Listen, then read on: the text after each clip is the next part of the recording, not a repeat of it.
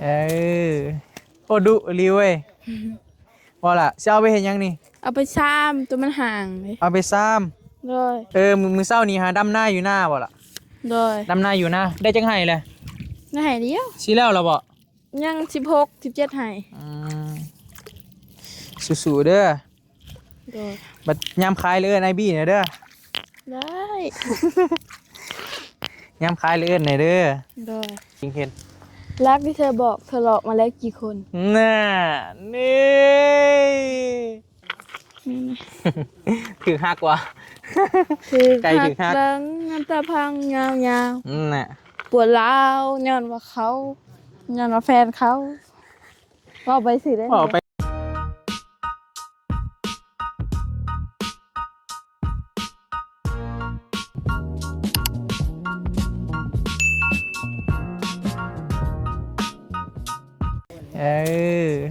โอ้ดุรีเว้ยว่าล่ะจะเอาไปเห็นยังนี่เอาไปซ้ำตัวมันห่างเลยเอาไปซ้ำเลยน้องน้อยกำลังสิเอานะเอาไปสาบตีเอาไปซ้ำไปซ้ำโอ้ว้าวสบายเด้อกล้าอันนี้เขาวานไว้ถ้าเอาไปซ้ำบ่ล่ะเอาไปสาบเอาไปซ้ำเอาไปซ้ำสาบหน้าไปแซมมันนะไปแทนบ่อนโตที่ว่ามันตุยไปแล้วเนาะไปแซมหน้าห้างฮะแซมฝ้าเมื่อนะฝ้าเมื่อนะแซมสาบได้แซมบ่แซมหรือสาบไม่เวียดโว้คือกันแล้วแต่คนเดินเนาะกานี่มันเกิดเจื้อเนาะใครเป็นคนปลูกไว้ล่ะเจ้าอ่ะนี่ไงนี่งามพี่ต้นนี้พี่งามหน่อยเดี๋ยวมันตันเอาก็ไปแซมวันนี้นะแถวข้างกลางนะโอ้มีแต่หญ้าหน่อยมันเป็นหญ้ากับข้าวบ่ล่ะโอ้หน่อยหญ้าเต็มเบิดเลยหน่อย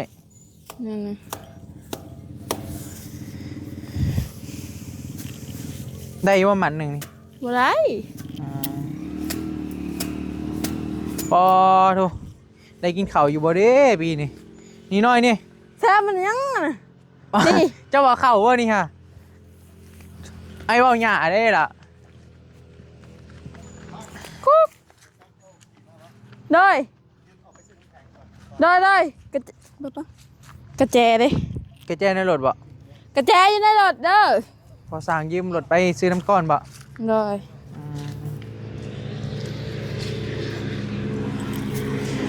มันต้องใส่ไม้ซักตี้ล่ะว่างรถซักไม่เห็นยังแช่มันห่างหน่อยดิโอ้ดิบอลอาลีดำบอลนี่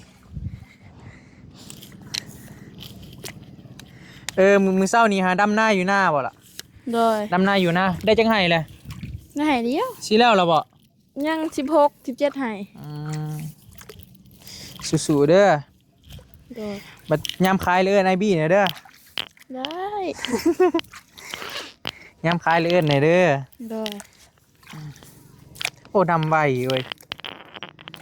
ระดับเซียนเลยหน่อยเนาะเซียนไปได้แล้วเฮ็ดคูปี้บ่ล่ะเจ้ากันโอ้แต่น้อยจนใหญ่อยู่เนาะจนใหญ่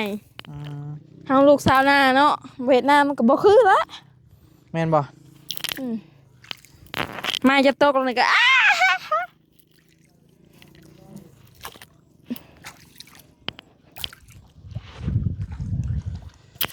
สาบหน้าโมเมนต์สาบแซงเลยแซมพระเจ้าเอิญบ้านเฮาเอิญห้องว่าคือกันบ่บาดบอลดกกระดกเนาะล่ะเนาะบอลบ่เกิดกับบ่เกิดก็ยากอยู่ได้นานบอลงามก็งามแม่นบอลงามก็งามบอลบ่งามก็บ่งามอีกต่ออันนี้มันเป็นน้องเลยเนาะล่ะเนาะเพราะว่าขุดดินไปใส่หน้าเนาะแม่นบ่น้องอันนี้หั่นนะสาบหน้าใส่ฟุยแล้วล่ะใส่ฟุยอันเครื่องคุอยู่ให้หน้าโตหน้าเจ้าตอนนั้นนะมันมีน้ำพอแล้วดูดเอามาแต่น้องฮะทนว่าตกแล้วกันดูดเอามาแต่น้องมื้อนี้ก็ทีมงานก็มา มาจากคนวะ ผู้เดียวบ่าวเตียง โอ้ไอเตียงเนาะแล้วก็บาวพัดไซซาเบลไปพี่น้องเขาให้ตาเพิ่นคาไปหับคุณยายใจดีบ่ว่าซั่นคือเบิ่งในคลิปเบานิวเพิ่นไปทาแขกกูนะน้อย โดย ดำนาคือกองก้น อ้าว บ่ บ่ทันแล้ว บ่ทันแล้ว เบิดแล้ว มันเบิดแล้วโอ้ยเนาะใช้มีแต่ซ้ำนี้บ่ ห่างกับบ่นี้ เดี๋ยวหาเลาะมืออีกดูนะ เบิดเท่านี้เลยคันสิแซ่บ มันเป็นหญ้าบ่ล่ะนี่ โดย แม่นบ่ แม่น โอ้เต็มเบิดเลยหญ้าหญ้าแล้วว่าตัวแหล่ๆนี่ แม่น อืม หญ้าเบิดเลย โอ้ยหน่อยเอ้ย มีแต่หญ้าเบิดได้นี่เลย ว้า ฮะเอาไปเบิ่งกระแจแล้วก็ โอ้พอสร้างเราอยากยืมรถบ่ โดย ไอ้เวียอยากยืมรถไปซื้อน้ำก้อนบ่พี่น้องจะไว้ใช้ซะล่ะ อยู่โถงครับบ่จะพู เห็ ด นบ่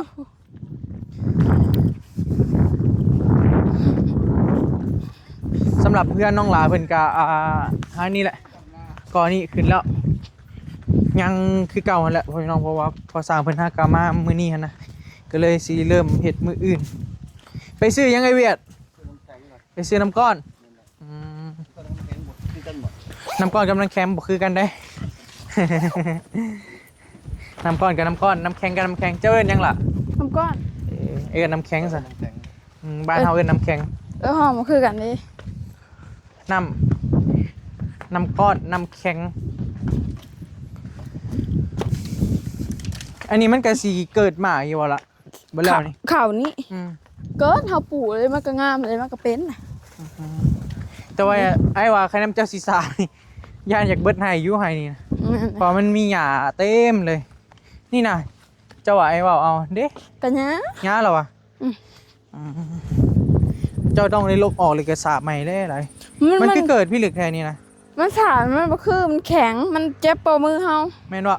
แม่น มันต้องได้เอาไม้ซักเอา เพราะว่าเฮาหวานเด้นี่เฮาบ่ได้ดำเด้ค่ะเฮาดำนะแซมมันทึกคือแบบน่ะ มีแต่ปะไปแบบนี้บ่ นี่เลย โอ้ มันสีดำมันก็บ่คือแล้ว มีแต่หญ้าเบิดเลยฮู้บ่ตัวใดต้นหญ้าต้นเขา แล้วเนาะ ใครแนมต้นหญ้าเป็นสีแลแม่นบ่บางคนเบิ่งบ่เป็นก็เบิ่งบ่ออกได้บ่พี่น้องเพราะว่ามันคล้ายๆกันเลยนะนี่ คล้ายๆเขา คล้ายๆเขาเลย แต่มันตัวใหญ่แท้วะ แต่มันแหละสิไปเกิดอยู่ไหนั่นหน่อย เจ้าน่ะขึ้นไปมันไปเกิดอยู่ไหนาเด้อลกหญ้ายามมื้อแรงใครอยู่อากาศมันดีอยู่ โดย เจ้าบ่ลกนี่บ่ได้กินโลดเขา นั่นนะ คือว่าให้อ้ายออกมาลกอ้ายเฮ็ดหยังแต่ละมื้อ ไทยนะ อยู่นะยังบ่แล้วอ่ะ ทั้ง16 17ให้ ว้าโธ่ยามมื้อเช้าเลยลงน้ำหน้าว่ะเจ้า โดยลงนั้น ตอน นะ แรงเลยออกมานี่เนาะ ตอนเที่ยงแล้วมานี่ มื้อนี้ยิ้มได้เลยติมื้อนี้ บ่ ยังยิ้มบ่ได้อยู่ เป็นอะไรที่ยิ้มบ่ได้ บ่ฮู้ มันยังอันน่ะอยู่อ่ะ โดย เป็นยังเด้ล่ะเอ้ยมันสิเป็นหยัง โดย มันเป็นอะไรในจิตในใจ ก็สิเป็นได้ บ่ฮะ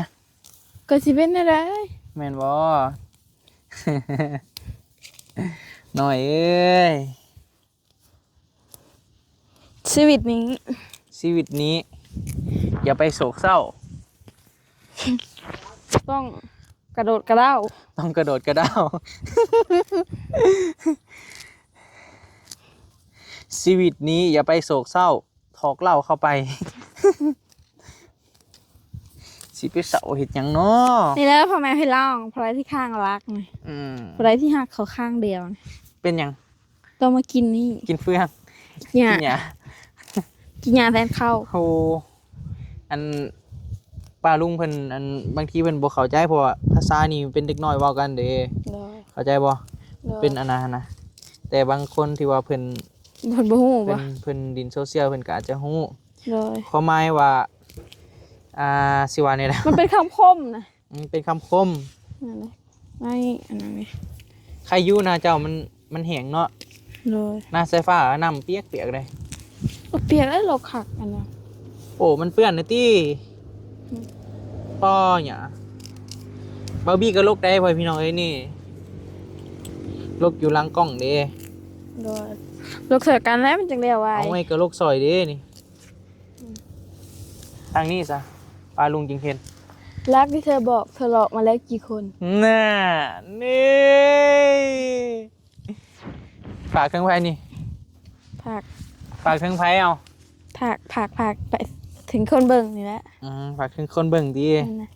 บ่ได้บ่ได้วงการที่ว่าไผเนี่ย บ่ ฮู้นะหน่อย มาบ่ ฮู้นะว่าให้ไผนะรักที่เธอบอกอันยังก็ หลอกมาแล้วกี่คน น่ะมียังอีก เจะแล้วเริ่มแล้ว ว่าไปเรื่อยๆรักที่เธอบอก เธอ หลอกมาแล้วกี่คน เธอเป็นคนไทยบ่ คนลาว คนลาว ใช่ คนลาวจะคือเว้าคนไทยจะคือเว้าคำนั้น เราไปเรียนไทยเยอะนะ เราไปเรียนไทยเยอะ เราไปอยู่ไทยเป็นจำนวนมาก เราก็เลยพูดไทย คุณไปไทยเมื่อไหร่ครับ เราไปไทยเป็นจำนวนมาก เป็นจำนวนมาก 4-5 ปี4-5 เดือนแล้ว บ่แม่นเราไปไทยเป็นจำนวนมาก ประมาณ 2-3 วันแล้ว เห็นบ่อันนี้คำคมเจ้าว่าไม่คำคมแล้วก็เจ้าว่าอันสาวลาวจีบบ่าวไทยนะ เห็นบ่ จังหวะล่ะไอ้บ่ได้สู้เบิ่งไปนะ บ่ได้ขึ้นฟีดบ่โทรศัพท์จ้ะ บ่ มัน ได้ จะขึ้นฟีดเด้ เห็นแต่ช่อง Barbie Channel ได้ เห็นบ่ พอเราดังแฮง บาร์บี้ใช่ไหม เราดังไฟเนาะมีแต่หญ้าเด้พ่อพี่น้องเอ้ยนี่เจ้าก็เบิ่งช่องง่ายอยู่บ่ มันบ่สู้เห็นเลย เห็นแต่ ถ้าบ่คนนี้เหรอเห็นบ่ค เห็ ลิ น ป บ่ ว่าต้าอันแล้วก็คลิป บ่เจ้าบ่ได้เบิ่งมันก็บ่ขึ้นเลย บ่ได้เข้าสู่เบิ่งนี่ แม่นบ่ ช่วงนี้มีอะไรก็มีแต่อยากนอนอย่างเดียวนะ แม่น ได้ บ่ เข้าเบิ่งนะ เนี่ยเลยมีแต่นอนอย่างเดียว ไงดิโซดา เป็นยังมือว่านี้คือเสา เมื่อวานนี้บ่ได้เช้านะวัน มือก่อนบ่ นี่นะ ถือหักว่ะ คือ ใจถึงฮัก เบิ่งน้ำตาพังยาว น่ะ ๆปวดร้าวย้อนว่าเขาย้อนว่าแฟนเขาเว้าไปสิได้ บอกไปเรื่อย เว้าไปซื่อๆได้ ๆไอ้ดิสโลกเขาจะออกน ตกรถ ำอันไอเอาปีนี้ประมาณ10 สอบเด้อหล่ะเด้อ ได้ ขาลูกหญ้าซอยเด้อได้อยู่ว่ะ ได้ เอาบ่หลายดอก10 สอบพอ โห10 สอบว่ะ โอ้เจ็บแอวดิคมเว้ย โอ้เฮาดำนาให้เจ็บแอว ประมาณนี้แหละดำนาเนาะ ปองก้น อ๋อเผื่อสิแล้วย่างเนาะเฮ็ดนา แม่น ไอ้ก็เป็นลูกชาวนาเลยแต่ว่าไอ้บ่เคยเฮ็ดนา แม่นเลยเอานิ่งๆแล้วก็ชาวนาอยู่แล้วเฮา อืม เฮ็ด ไอ้ แล้ อะบ่เคยเฮ็ดเลยแหละไอ้อะ เฮ็ดนานะ บ่เคย เออ คิดบ่เวลาไอ้เห็นรถไถเลย อยาก ไอ้ จัด อยากลองมึงนะ แม่นละคนเฮาเขาบ่เคยเฮ็ดอีหยังเฮาเฮ็ดอีหยังที่ตื่นเต้นกับมันนะ แม่นเลยถ้าคนเป็นแหละขี้ข้านเด้ แม่น แต่ค่ะถ้าไอ้เป็นก็ขี้ข้านแต่ไอ้บ่เคยเฮ็ดเลย ตื่นเต้น อยาก แบบ ลอง อยากลอง แม่น สิ่งใหม่ๆนะบ่ว่าภัยได้อะไรกัน แม่นเลยไอ้บ่เคยเฮ็ดนาแต่ว่าไอ้ก็เฮ็ดเวียกแต่น้อยคือกันนั่นแหละไอ้ก็บ่ต่างกับเจ้าดอก โดย พอแต่มันบ่แม่นเวียกแบบเฮ็ดให้เฮ็ดนานะ โดย แต่ไอ้ก็เฮ็ดเวียกคือกันบ่แม่นขี้ข้านเด้เว้ย แม่นละเขาบ่เห็นเฮาเขาก็ว่าเฮาขี้ขลาด โอ้ได้หลายเติบเลยนี่นะได้หลายเติบเลยน้อยเอาจัก10 สอบพอดอกไงนะบ่ได้คอหลายดอกเด้อหลายเด้อ เขาก็จักว่าสิได้เฮา10 สอบหรือบ่ ไอบีเอาไว้เลย10บ่ ได้ เอาสิกินหยัง ได้หาสอบนี่ก็บุญแล้ว พอแท้บ่ล่ะ เปลี่ยนได้ ไอ้หน่อยปานนั้นเลยบ่เว้ย เพราะว่าหน้านี่มันเป็นหน้านูนอันนี้หวานแห้งกระเต็กอันนี้ อืม อัน หน้าบ่งามเนาะล่ะเนาะ ถ้าทำมัน คือเบิ่งก็ฮู้ได้เว้ยพี่น้องอ๋อเขาใส่ผ้าคนละเรื่องกับเขาเจ้าไอ้บ่แท้เลย นี่นะ งามมะลิเขามานะคันกว่าหญ้าได้นี่โอ้คักเลย อันนี้ฮะมันย่ามน่ะฮอดย่ามเดือน9เดือน10แล้วมันสิแห้งนะมันสิเป็นหมาแล้วบัดนี้มันสิมีปวกบัด มันมีปลวกอีก มีปวกกินหากมันดิ อันหน้าแถวนี้เป็นปลวกบ่ แม่น โอ้ เพราะว่าดินมันแห้งดิปวกมันหมักได้เวลามันอัน แม่นแหละ ข้าวหอมเด้ แม่นแหละ มันสิกิน โอ้อันตรายเลยซะเนาะ แล้วมันก็สิฉีดหยังไปเลยบัด อืมมีปลวกบ่ปานใดแล้ว แม่นเลยโอ้แต่อยากหาสอบเดี๋ยวก็ชะทู่แล้ว หาสอบบ่กุ้มหรอกเจ้า แม่นเลย 4คนได้กินนำกันเนาะ เลย พ่อแม่ลูกอ้าย แม่นเลย 4คนครอบครัวสุขสันต์อ้ายเจ้าไทยหน้าติอ้ายเจ้า โดย เห็นกันครั้งล่าสุดแต่มื้อน่ะพุ่นแหละมือแหกเสี่ยวกัน เสี่ยวซะจักปีแล้วอ้ายเจ้าล่ะ โอ้ยเศร้าเลยบ่ สามไม้เลยซะ สิประมาณนั้นแหละ คือสิซ้ำไม้แล้วเนาะ โดย ชื่ออะไรก็ กิ้ว คิ้วเจ้าเลยอิ่ว โดย ไม่หยังว่าคือแบบนี้วะ เอ้า บัดซื้อน้อยเด้ซะ ฮะ ซื้อน้อยนี่เด้ ก็ซื้อเฮาคือกัน อืม แบบคนชาวบ้านก็เจ้ามักเอิ้น อืม บางคนก็เอิ้ คิ้ น วอิ่วคิ้วอิ่วมัน บางคน หมยความว่าแนวใดวะ บางคนมันก็เจ้าก็สิแบบซื้อบ้านนอกบ้านนาเฮาเด้ก็สิประมาณนี้แหละ ลูกหลานนะเนาะ โดย แบบน้อยแบบหลาอหยังประมาณนี้แหล้วเนาะ โดยแล้วแต่ใดก็เจ้าสิเอิ้นนะนี่เบิดอันนี้ทุกคือบ้านเฮาบ้านนอกเฮาก็สิแบบนี้ แม่นเลย ถ้าไปไทยเพิ่นบ่ได้เอิ้นได้แบบนี้สิแบบคนอยู่ไทย ถ้าไปไทยเปลี่ยนชื่อบ่ บ่ถ้าแม่นคนไทยคนหยังเพิ่นบ่ได้เอิ้นได้ว่าแบบนี้ ว่าถ้าสมมุติไปไทยก็ได้ชื่อใหม่บ่เจ้าก็ จักแม่ชีวิตนี่มา เคย ทาง คิดอยากไปไทยอยู่บ่ล่ะ หมดชีวิตนี่จักสิเคยได้ไปเหยียบไทยหรือบ่ เมื่อใดๆ ไปสิเป็นหยังสิบ่ได้ไป แม่นได้บ่กล้าไป ยังหนุ่มยังน้อยอยู่ จักแลคนเฮาเนาะอยากไปอยู่ไทยแต่ว่าบ่กล้า อยากไปยังอะนะ ไป ไปลิ้นหรือว่าไปเฮ็ดเวียก ไปหาเงินเห็นเวียกเห็นงานนี่แหละ ไปหาเงิน โดยถ้าบ่หา บั เงิ ด น ใหญ่พูนจึงไปล่ะบ่ยากดอกไปไทยหั่นนะ แม่นเลยกันเฮาบ่ลืมหมู่ลืมครูตะกัวมีตายแล้วมา อืม บ่ได้ได้ดอกกระดูกกันแล้วมา คันเอาไปก็ ถ้าเฮาบ่ได้ฮู้หยังได้ถ้า จับ บ่มีหมู่มีครูอ้ายเฮาก็เสียอยู่ไทยอยู่แล้วอ้ายเฮาก็ เป็นหยัง ตกอันโกดัง เป็นหยังคือตกโกดัง เราขึ้นเฮ็ดเวียกหยัง แล้วเห็นวิเกี่ยวกับผลิตอันโรงงานแบบขนมอีหยังประมาณนี้นะ อืม ได้ไปไทยคน เชื่อด้นแล้วบ่ล่ะ ถ้าก็ได้2 ปี 3 ปีแล้ว ให้ก็ได้2 ปี 3 ปีอ้ายแท้ๆนี่วะ แม่นนะ โอ้ เนาะคนลาวเฮาซุมื้อนี้มีแต่เชียร์อยู่ไทยหรือว่าอีหยังประมาณนี้เนาะบ่ใช่ บ่แม่นดอกล่ะคันฮอดมื้อก็บ่ว่าอยู่ไสดอก แม่น อยู่เพื่อนเฮาก็คือกันหั่นแหละ บ่ บ่ว่าอยู่ไทยอยู่ลาวดอก โดย อยู่ไสคือกันฮอดมื้อฮอดยามหั่น แล้วมีแต่คนไปไทย อืมโอ้น้อย ฮะ จิหล่อบ่นี่ ใช้บ่ จริง แม่นหวยหมด ค่อยหมดวะ แม่นนึงคักแต่แงงนะ ให้คิดว่าค่อยจิหล่อได้บรรยากาศยามแรงๆพ่อพี่น้องที่เฮือนน้องน้อย ตอนนี้ทำภาษาเพิ่นก็คือซีเมนต์กำลังเฮ็ดหยังกันน่ะนึ่งข้าวนึ่งน้ำบ่ยกน้ำอยู่น้องน้อยก็ลกงาน้อยๆเนาะ โดย ลกก็แล้วล่ะมื้อละไห้2ไห้ก็พอนะ ป้าโทไปสิเป็นโรคฮอดได้มื้อละหาย2หาย มันยากบ่ ป้าโท ก็ยากเติบอยู่นะเนาะ ให้ว่าบ่ยาก เนาะล่ะเนาะ โอ้ยงานหลายไป เป็น นี่ ได้ซะเฮาบ่ได้กินข้าวได้เฮ้ย นั่นน่ะ ข้าวบ่ลกเฮาก็บ่ได้กินข้าวเลยล่ะ นั่นน่ะอุ้ยแต่โรคไป ข้าว ก็จะ เจ้ามันคือยังใบน้อยอยู่เนาะ นั่นน่ะมันบ่มีผุย ข้าวมอไซค์ฟ้านะมันสูงแห้งเลย มันเป็นน้ำหน้าแบบหน้าอะไรคือน้ำตีนบ้านนี่นะมันมี อืม ผุ่นมีนั่นอยู่แล้ว แม่นล่ะ นาวเจะคิดเบิ่งดินทรายบ่อยู่โคกบัดนี่ เนาะ อันนั้นบัดว่าดินมันสม่ำเสมอนะ มันสูงเพียงเข่าอ้ายเลยกอก็ว้าวใหญ่แล้วกอนะ มันสูงสม่ำเสมอแล้วมันก็มีแบบมันมีผื่นมีอีหยังนะ ก็ง่ายๆก็ดินงามนะเนาะ แม่นเลย อันนี้ดินมันบ่อยากงามปานใด ดินบ่งาม มันก็เลยว่าเป็นแบบนี้นะ แม่นเลยหน้าน่ะแห้งเต็กซะหน่อย อืม มันเป็นไอ้ปึ๊ก อันดินงามเดี๋ยวโอเคเด้ แม่นเลยผู้ลางคนก็ แล้วช่อง300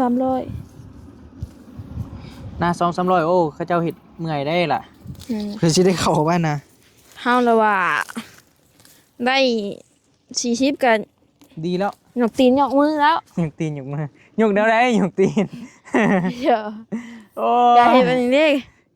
หยกตีนในละบาดนี้ หยกตีนก็นั่งแล้วก็ย่อขึ้นเดี๋ยวมันเป็นนั่น หยกตีนหยกมือแล้วอาสัน โอ้ได้40แต่ก็ปะบุญหัวหลายเติบได้เฮามันนาโนนคือว่าแหละ อยากไปนำนานูน เด็กดำอยู่บ่เลย บ่หรอก นาโนน บ่ นะ ไหว้ดอกดำหน้าเนี่ยไอ้วะ เจ็บแอว ไอ้เห็นเขาเจ้าดำโอ้หน่อย ถ้าดำแรกๆนี่มันสิปวดกระต้นกระโตนะ ไอ้ว่าแท้ได้ทั้งแดดทั้งอะไรยังไงนะไอ้เป็นคนแบบหมักบ่หมักฮ้อนน่ะถ้าฮ้อนหน่อยหนึ่งแล้วอยู่มันอยู่เงี้ย แม่นแล้วบ่ว่า ถ้า ไผ อากาศเย็นประมาณนี้โอเค โดย ถ้าอากาศฮ้อนนี่ไอ้บ่ลึงนะว่าอย่างไง โดย มันจักแนวใดบ่คักนั่นแหละ โดย เด้สีได้ลายเติบเลยสีแล้วบ่ให้เลย คือกันกับเฮาอยู่ห้องแอร์เลยเนาะ แม่ บัดหาออกมานอกแล้วมันสิร้อนนะ แม่นเลย เฮาก็ โอ้ช่วงหนึ่งไอ้ม่านแบบมันเป็นฟืนน่ะมันแพ้ช่วงฮ้อนๆตัวช่วง40ปลายองศานะอ้อใหม่หน้าแบบใหม่คักอลีได้ช่วงนะ โดยห้อง มันฮ้อนเฮี้ยงอลีได้ค่อยพี่น้อง เห็นบ่เฮาตอน อยู่ หนา บ้านเฮานะ เห็นบ่เฮาตอนหนาๆเฮาเลยนะมันแบบ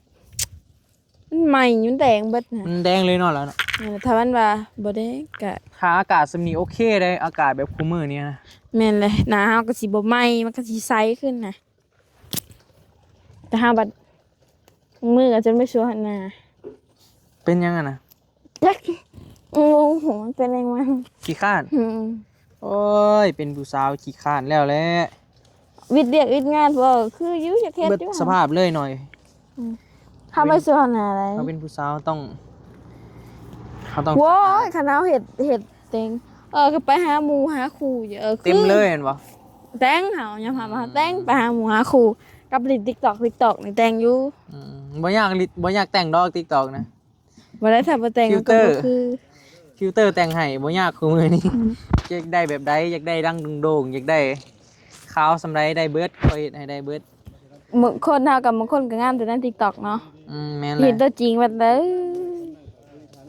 อ มันเคยมีคลิปเด้ล่ะ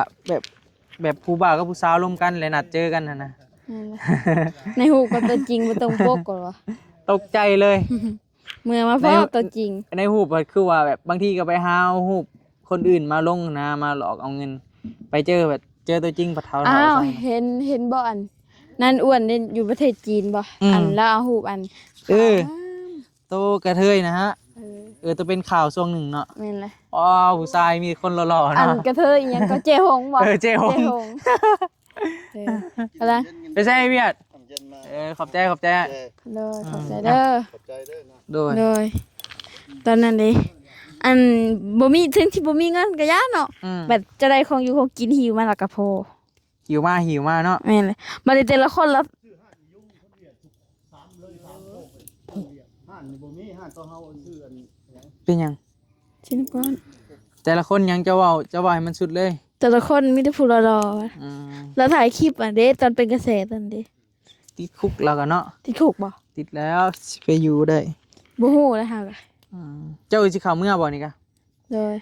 ปลาสปะให้กับสิเมื่อแล้วก็ว่าเจ้ายังสิโลกต่อบ่ พอได้คำเลย ได้คำแล้วตอนนี้ก็ ไม่ ตะเวนก็สิตกดินแล้วพ่อพี่น้อง6:00 นปลายๆแล้วแต่ว่ามันยังอันนั้นซื่อๆเฮ้ยมื้อนี้ใครอยู่3หนุ่มมื้อนี้ ยังบ่กล้า นี่ได้กล้ามโอ้เราเป็นนักมวยเก่าได้นะ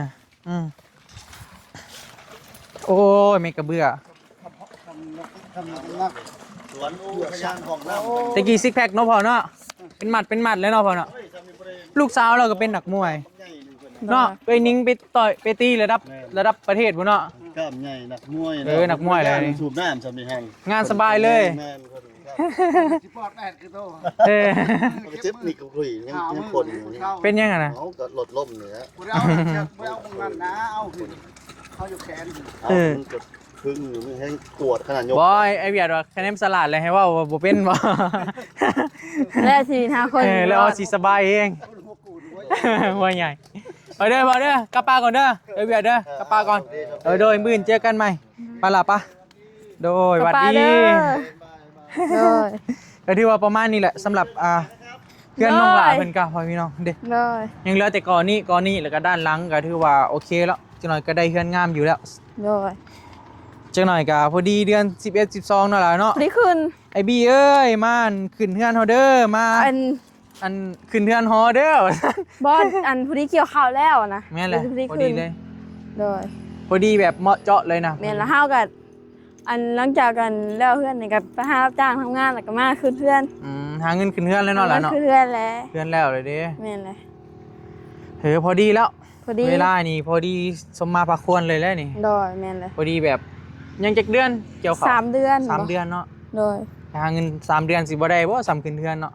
โดย จะต้องมีประมาณ10 ล้าน